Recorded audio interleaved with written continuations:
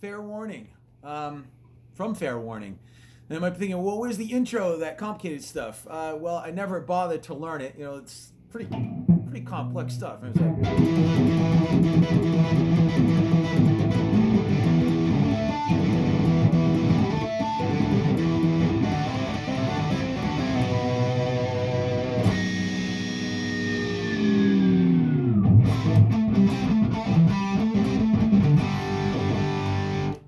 it's maybe one day I'll commit to it and really try to figure that out. But my name's Elton. Welcome to Elton's 15.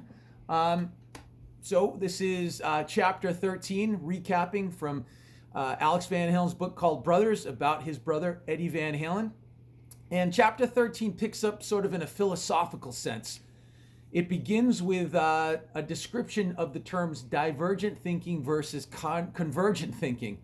So Al, I think, is known at times to get pretty philosophical and trying to get pretty deep. And this is where chapter 13 is starting. And so let's consider what his definition and understanding of divergent thinking is. And so divergent thinking is sort of letting the brain kind of roam, let it find freedom in new things and to brainstorm, if you will, as he spoke about it in that term. Kind of let things hit the wall and see what sticks.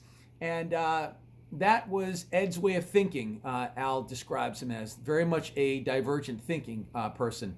And Al's job was to back him up emotionally and musical, and together they were generative, right? They were creating that, making music out of thin air, as he puts it. And then the other side of that is the convergent thinking, of which David Lee Roth encompassed. And that is synthesizing all influences around you. Those ideas that you get from Dave's sources, as he puts, Dave was heavily influenced by books, comics, movies, cartoons, and then from there putting together his imprint in terms of putting his own twist on it. And so Al says that we encourage Dave to do that, set him loose, go for it, no matter how crazy it was. And he says we wanted all that he could offer on that front. And you put Dave and Ed together, and it's like putting inspiration on inspiration, colors and colors. And these colors just happen to match, and it worked really well. And then Al sort of tempers this with Dave being jealous of Eddie Van Halen. And again, the talent that Ed possessed, Al said that Dave sold himself short because he tried to compete with Al's talent and shouldn't have. He should have just appreciate what you've got, because we sure do. And you speaking directly to Dave, we appreciate what you bring to the table. Let's relish in that rather than you going and trying to make a sport of keeping up with Eddie Van Halen's talent. And there's a reading on page 190. Let me find it. Hopefully I have a quick find here. Let me get to page 190. And on 190, Dave desperately wanted to be an artist. All right, so this is interesting because I don't bookmark these things and I don't do any cuts, so it takes me a little bit to see what I was talking about. All right, so the bottom line is that Dave desperately wanted to be an artist, but something was always in his way. He could never really feel the music. It was all cerebral. He didn't get the part where you need to resonate with something deeper, something like an internal force of the universe. That's how you make art. And so I don't know if that's a slight at Dave or just an observation, saying that Dave's inspiration, because maybe of that convergent thinking, that level compared to Divergent maybe wasn't as, I don't know, he uses the word depth, I guess. So I guess we'll leave it at that. Just another observation of Dave. I don't know if that's painting that in a positive or a negative. It seems like he's kind of slating him a little bit with that. And then Dave goes on to actually critique Dave a bit more. So I guess it's more in the negative side of stuff. Let's see here. To my mind, there was never enough depth behind Dave's passion or passing enthusiasms. He seemed to think that a costume change was all it took. I recently saw the movie Barbie. I loved it, by the way. You know how there's Dr. Barbie, Cowgirl Barbie, President Barbie, and so on? That's kind of how Dave was. Leather Dave, Karate Dave, Director Dave, whatever. Yeah, so again, I think it's more of a negative there, but maybe it's just fleshing out what his perception of Dave was and who Dave ended up being. He said that Eddie worked for his passion. Worked for his inspiration. I mean, he had Eric Clapton as an influence, Alan Holdsworth as an influence, Beethoven. But he said even with Ed developing his style based off that for inspiration, he said that Ed had these absolute flashes of genuine ingenuity, stuff that just never happened before. And I honestly see that for sure. I mean, Ed's influences aren't very well sort of teased out from his overall playing. You can kind of get hints of it here and there of like, oh yeah, I can kind of see where Ed kind of maybe took that influence and incorporated here. But then there's stuff that's just completely lost, like the intro to Mean Streets with that hand tap. Like, where did that come from? Where is that from? Who would ever think of these things? And you know, to tap an instrument, okay, a guitar, but then make a rhythmic pulse and pattern with, it's just, man, otherworldly. Fantastic stuff. Al goes on to talk about inspiration. The whole front of chapter 13 is more philosophical, and then it gets into the year 1981 and then his kind of breakdown of it. But this whole front half of chapter 13 is more in this the thought processes here and kind of taking it to deeper levels. He said that most musicians are superstitious.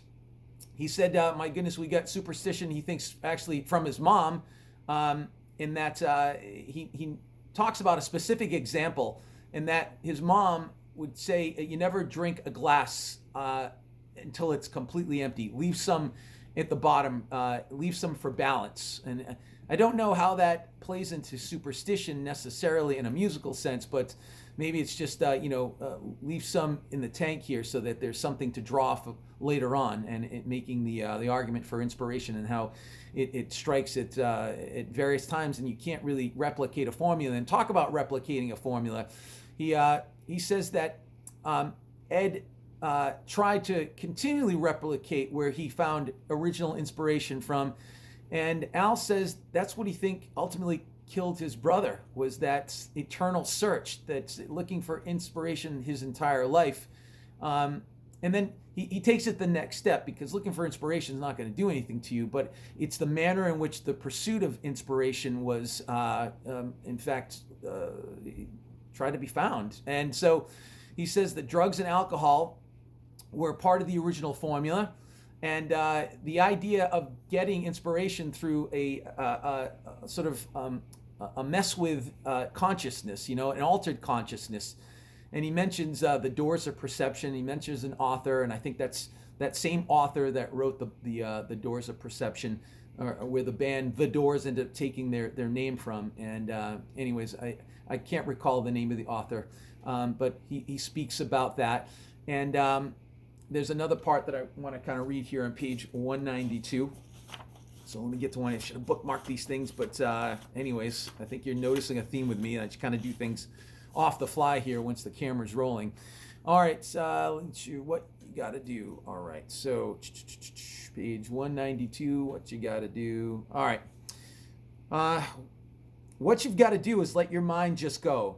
And when you take drugs, the critical part of your brain is gone. You stop thinking. I can't do that because it's never been done. All that stuff goes out the window. If somebody else says, don't even bother with that, it doesn't matter. It's irrelevant because you can now just go with the flow. That's why so many creatives or creative people try drugs. You've got to shut out the voices that inhibit you from experimenting and just experiment with your art. And then he cites Jimi Hendrix. Are you experienced? Have you ever been experienced? Well, I have. That's the reason he called it the Jimi Hendrix experience. So the idea of going to the well, using a certain formula, trying to find that elusive inspiration. And for Van Halen, Ed was drugs and alcohol, and that takes a toll for sure. And that's kind of how it plays into why Al thinks that ended his brother's life sort of prematurely. It was that pursuit of inspiration through drugs and alcohol. Al goes on to talk about regarding that meditation, and that he wishes that they would have been exposed to it, because it's through meditation you can achieve those altered states of being, but they did it with chemicals. And he said, looking back, I kind of wish we knew about the meditation stuff, because we wouldn't have had such problems and trouble finding the inspiration through the intoxicants, right, the toxic methods. All right, and that's where all the philosophical stuff kind of stops, and then he he brings it into the then part of the book, which is 1981. And so he sets the frame as 4 straight years of album, tour. So in the studio, and then playing live, and in the studio making another album tour. And they were just fried. They were tired. They just wanted to stop.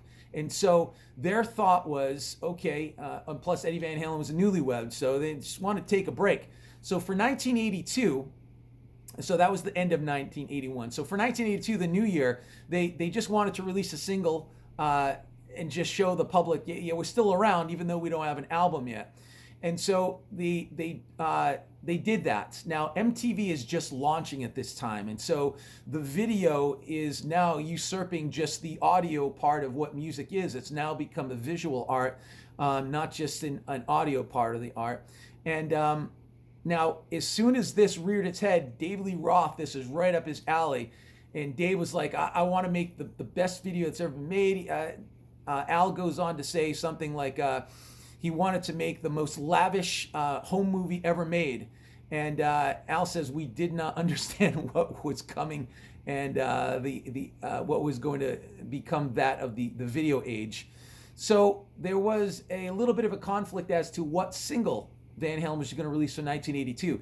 Dave wanted Dancing in the Streets, and Eddie Van Halen wanted Pretty Woman. Well, Al says that Dave's pretty sly, and he's rather calculated. So he knew that maybe the guys wouldn't want to do a video, but he knew if he caved in with Ed doing Pretty Woman, that of course they would have to make a video, because, well, all right, you won on the song selection, and it's only fair that we do the video.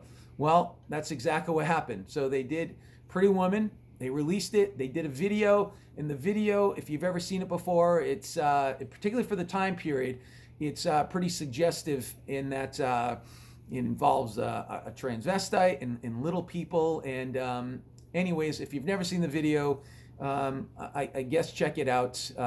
If you're underage, make sure you have parental supervision. It's not like 2024. It seems pretty benign compared to what's out there now. But for its time, it was banned in Japan. It was banned in Australia. And it seemed like all that momentum of it being sort of taken off video airwaves would do a bad thing. But nope, it skyrocketed the single. The bad press was good press. And on the other side, it seems like, wow, it skyrocketed the single, awesome. Well, that worked against Van Halen. They wanted to take the year off, and the record company, Warner Brothers executives, like, we can't just have a single out there. We're not going to make any money. You guys have to get back in the studio and do another album. And so it worked against them. And so they went in, and Diver Down was born. It was half cover tunes. Ed did not like it. In fact, on page 195, Ed pretty much voices his displeasure with that having unfolded that way. This is Ed's words. We're going, wait a minute, we just did that just to keep us out there so people knew we were still alive. But they just kept pressuring. We need that album. We need that album. So we jumped right back in without any rest, without any time to recuperate from the tour, and started recording. So Ed was pretty darn upset about having to go through that process again when it was very much agreed that we just need to take a break. And so the video and the song, the video being banned, making it more popular, the song just taking off, was exactly the recipe they didn't want, which was pretty funny. So half cover tunes, and this made Dave more jealous of Eddie Van Halen. Enough with the solos. And he's referring to, I guess, those unaccompanied solos. So Van Halen 1 had Eruption. Van Halen 2 had Spanish Fly. Women and Children First kind of had some intros to a song or two where there was just Ed doing some cool like runs and stuff. Nothing specifically named as a guitar solo, but guitar solo-ish into songs. And for Fair Warning, that was kind of like Ed's album, just going for it, darker Edge stuff.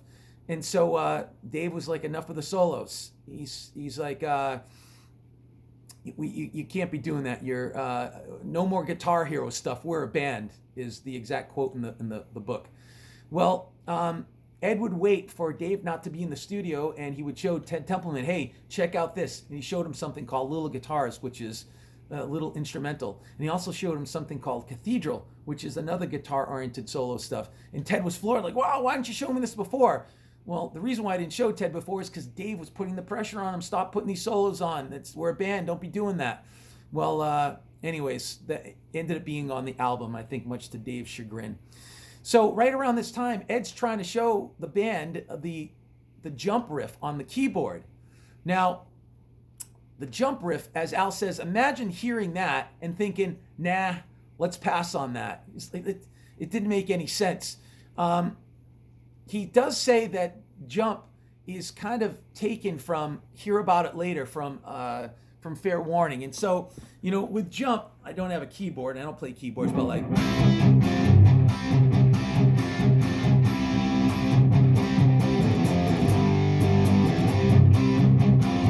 something like that. And I was like, where does that doesn't sound like Hear About It Later, which is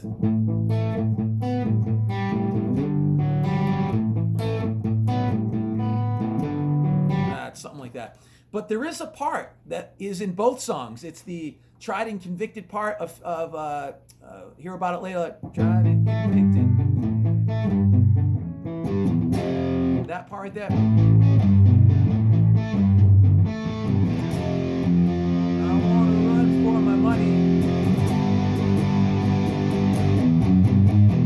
That part, and in Jump there is can't you see me standing here, I got my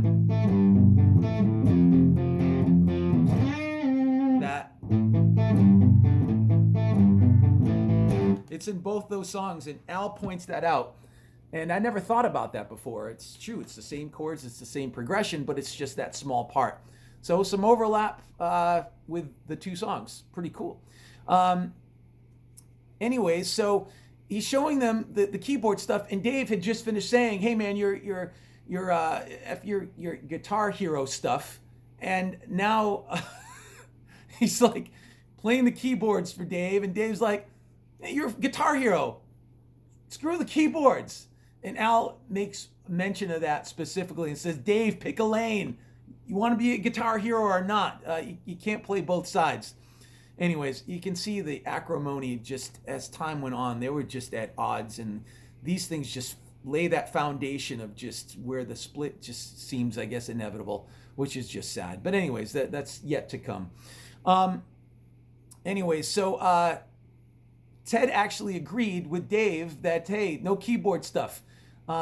That keyboard riff kind of reminds me of something that gets played between innings. And Al's like, yeah, no kidding. It's like anthemic. Of course, that's a song that's going to probably outlive anything that we've done as a band. It's probably going to be that song that remains the resonant thing beyond our careers. Anyways, so he says Ted's supposed to be this platinum album producer and all that stuff, and he completely blundered the jump riff. Ed on Diver Down Again hated the fact that it was half cover tunes. said that he would rather bomb with his own material than make it with someone else's. He's kind of really fed up with this whole cover thing, which Van Halen historically on album has been sort of, emblazoned with. And they always seem to have a cover almost every album. Not every album, but almost. With Dave, it seems to be the majority of albums do have covers. And Ed was sick of it. At page 196, I got another thing to try to find here. Let's see here. 196, I think Ted, okay. 196. All right, so me taking off on Ted being this hero of a producer. You think Ted, platinum producer, a senior vice president at Warner Brothers, would be embarrassed that he didn't immediately know that massive hit when he heard it. Instead, he's still knocking it 40 years later. The riff sounds like keyboard playing that you'd hear between innings at a baseball game. Anyways, he said Van Halen's use of keyboard should be relegated pretty much to like In the Cradle of Rock or Sunday Afternoon in the Park. They should shatter your sense, make your ears bleed. That kind of stuff. Have that distortion, almost indiscernible from being a guitar. But anyways, there's that. Now, one thing that Al mentions that pays big props to Dave, and I was glad to read it actually. He said he will always be forever grateful to Dave in that they covered a song called Big Bad Bill at Sweet William Now, and they were able to get Jan Van Halen to play on it. Now, Jan at this time he's just kind of falling apart. You know, for someone who's drank really heavily throughout his life, for Al to mention that he's even worse at this point, it's pretty bad. At this point, he's got dentures, he's missing part of his finger, and he did not want to play the clarinet on the album, but they were able to convince him. And if you listen to that album track on Diver Down called Big Bad Bill at Sweet William Now, you will hear the clarinet of Jan Van Halen. You got 3 Van Halens playing on a song. And Al is that's super endearing to hear Al say, hey, Dave, thank you for doing that. There would have been no really record of Jan to my ears. Al says that there are records that existed in the 50s or the 40s that had Jan playing in big band stuff, but we get to hear him as a soloist in the song, which is pretty cool. So he had a tough time playing. He's got the dentures and trying to get the thing right and missing a finger, but he still killed it. He's so great at it. So yeah, props to Dave, which is awesome. But again, speaking about Jan's decline, and this is how chapter 13 ends. Al talks pretty much from the heart at times with this one, and it was good to see the side of Al for sure. Talking very endearing about his father. He said at this time his father's nose had actually turned a color, more red, I think, because of the alcohol consumption. They tried to get him into AA, and I guess Al had said that. Al writes that his father says, "Alex, I just don't want to be here anymore." His dad had lost the zest for life. He had a heart attack, I think, in 1986, and then had essentially passed away a couple of months later on. And Al says he got his wish. But Al goes on to say, as soon as you become a father and you're responsible for your children, you lose the right to willingly check out of life. It's your responsibility to be around. And Al was saying that he really wanted his father around. His dad died at 66, way too young. He had so much more to offer, and that he went way too young, and for Al that didn't sit well at all. And after Jan died, immediately thereafter, Al says he went to the studio with Ed and mentioned Mikey was there too, and they jammed. Their only way to deal with the grief at that time was just to play music, and they played for 5 or 6 hours straight on that. And Al ends chapter 13 talking about how difficult the idea of giving alcohol would be, because Jan had said to his boys, please promise me that you'll stop drinking. And Al did. But Al, again, going back to the beginning of chapter 13, mentioning the whole inspiration and chasing after it, and how you get there is through drugs and alcohol. And saying goodbye to that was going to be very, very tricky. But kudos to him, because that's exactly when Alex Van Halen gave up drinking. He honored his father's wishes. Wish Ed would have also, but that didn't happen, sadly. in accordance with other things that happened in his life that ended his life prematurely. That certainly didn't help. But that is the end of chapter 13. Thank you very much if you're still tuning in at this point in time. My name's Elton. This is Elton's 15. Thanks again.